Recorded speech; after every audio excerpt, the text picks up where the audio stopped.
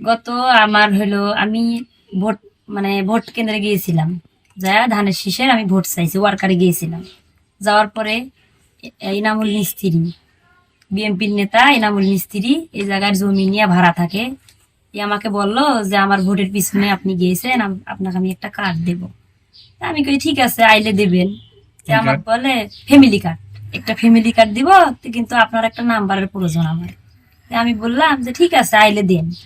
আমাকে বললো যে নাম্বারটা আমাকে দিয়েন, আমি যাব, গেলে আমাকে নাম্বারটা দিয়েন। কার্ড আসছে, ঈদের পরে বিতরণ হইবে। শুক্রবারে এই কথাটা কয়া বলি গেছি।